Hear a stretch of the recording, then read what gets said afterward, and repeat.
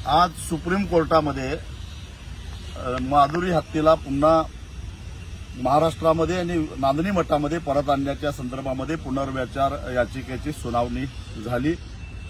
राज्य सरकार, वणतारा आणि नांदणी मठाने संयुक्तपणाने भूमिका मांडली की नांदणी मठानं 7-8 एकर जमीन वणताराच्या देखरेखीखाली माधुरी हत्या आणि इतर हत्यांच्यावर सुद्धा चांगल्या पद्धतीने उपचार करण्यासाठी जागा उपलब्ध करायला तयार आहे। महाराष्ट्र सरकार त्याच्यावर लक्ष ठेवून असेल तेव्हा सुप्रीम कोर्टानं माधुरी हत्येला वणतारामध्ये पाठवण्याचा जो निर्णय दिलेला होता तो बदलून हाय पॉवर कमिटीकडे जाण्याची परवानगी द्यावी आणि हाय पॉवर कमिटीच्या आदेशानुसार माधुरीला पुन्हा नांदणीमध्ये आणण्यासाठी प्रयत्न करावेत।